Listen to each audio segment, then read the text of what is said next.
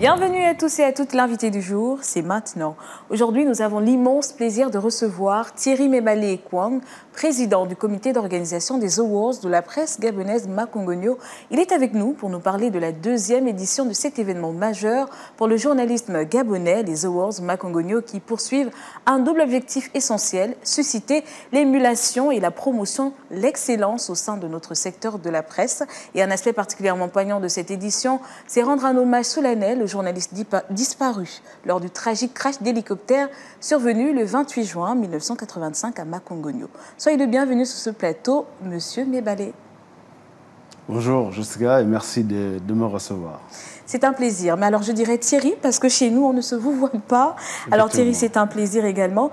Pour commencer, quelle est la genèse de ces awards? Qu'est-ce qui a motivé cette deuxième édition? La genèse parle de Makongogno. Les uns et les autres retendons une chose, c'est que le 28 juin 1985, il y a eu un crash d'hélicoptère dans cette région au sud du Gabon. Nous avions perdu 7 journalistes. À partir de cet instant, 40 ans après ou 39 ans après, nous nous sommes posé la question de savoir qu'est-ce qu'on pourrait faire pour la coopération avec des confrères. Et nous nous sommes dit, tiens, par exemple, le Gabon n'a pas encore un événement qui consiste à premier les journalistes. Ça existe en Côte d'Ivoire, ça existe au Cameroun, ça existe au Congo-Brazzaville. Nous sommes tombés d'accord sur le concept, il fallait réfléchir et nous nous sommes dit, bon, pourquoi ne pas lancer la première édition? D'accord. Voilà un peu pour ce qui est de la jeunesse en ce qui concerne les awards de la presse gabonaise Makongogno. Très intéressant. Et comment se déroule le processus de sélection et de désignation des lauréats pour cette deuxième édition? Quels sont les critères pris en compte? Bon, il faut dire que le comité d'organisation se retrouve avec les membres du jury. Les membres du jury, le président du jury, c'est le professeur Anakle Ndongwa, qui est président du jury, suivi de Fidel Bittegué, Raïssa Oye Aseko, Antoine Onkolo Laoson, Pierre-Noël Botika Bobé. Donc nous nous retrouvons, on regarde les chaînes de télévision, on regarde les médias en ligne, mais après le travail se poursuit avec les membres du jury pour éviter de dire que, bon, par exemple, le comité d'organisation pèse sur un candidat pour faire un candidat qu'un autre. Donc on laisse les membres du jury faire leur travail pour que le moment venu, les uns et les autres puissent reconnaître qu'effectivement, tel méritait ce prix. Très bien. Et quelles sont les différentes catégories de prix? Y a-t-il de nouvelles catégories cette année? Effectivement, nous avons par exemple Makongogno d'or qui n'existait pas, meilleur journaliste politique, économique, meilleur correspondant. Il y a également le prix de l'innovation au niveau des médias. Il faut dire que cette compétition prend en compte les médias publics et privés. En parlant de compétition, quand et où aura lieu la cérémonie de remise des prix? Alors, la cérémonie de remise des prix aura lieu au Beach Club de la Sablière. Donc, pour cette deuxième édition, comme la première, il y a 12 catégories pour 32 nominés. Très bien. Le public pourra y participer? Non, seuls les nominés de 2024-2025 seront de la partie et ceux qui ont reçu les cartons d'invitation. Ça permet à ce qu'on puisse se retrouver. C'est l'événement des journalistes, des communicateurs. C'est un dîner gala, donc on ne pouvait pas inviter tout le public à venir regarder ce qui s'est fait. Nous sommes rentrés en contact avec les enfants des disparus, l'association Hommage 425 Makongogno.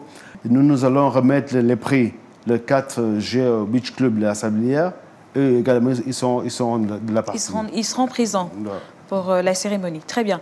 Alors Thierry, tu évoques un double objectif, donc susciter l'émulation et prôner l'excellence dans le secteur de la presse. Comment les awards de Makongogno comptent-ils concrètement atteindre ces objectifs?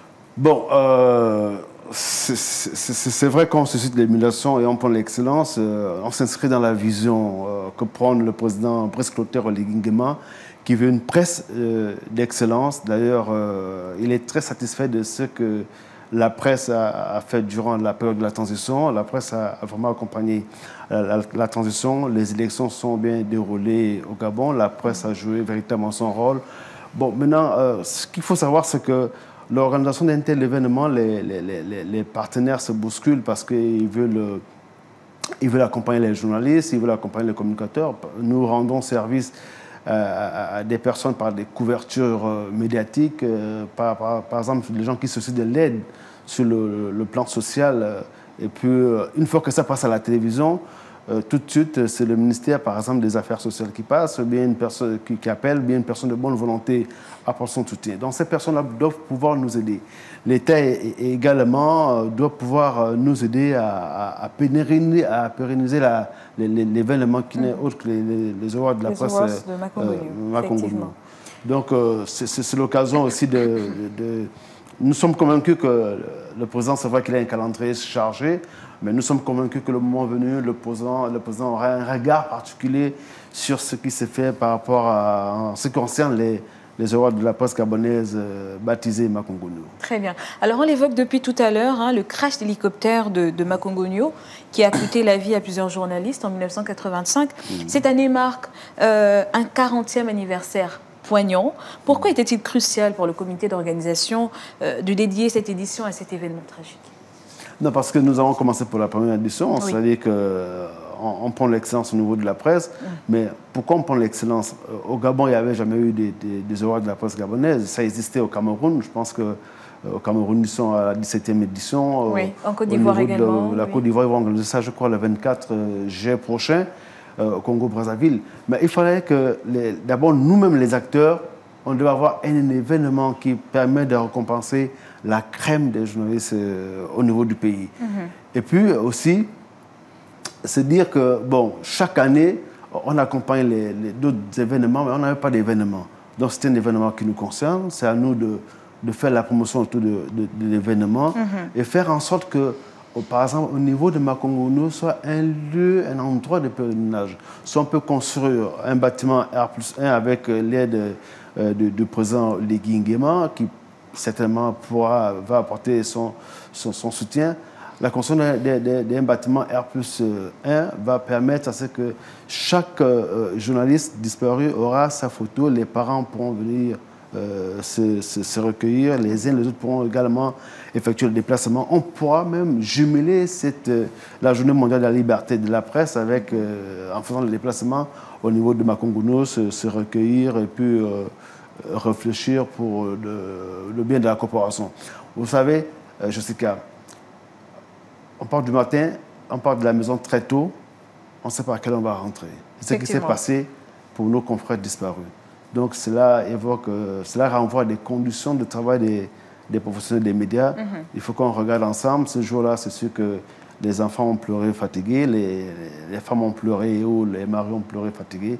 Mais il faut aussi que les autorités regardent les conditions de travail parce que on sait à quelle heure on quitte la maison. Et on ne sait pas à quelle heure on va rentrer. On ne sait même pas si on va rentrer. On ne sait même pas si on va rentrer. C'est clairement ça. Alors, comment justement cet hommage sera-t-il concrètement matérialisé lors de la cérémonie? Y a-t-il des moments ou des segments spécifiques dédiés à cet événement?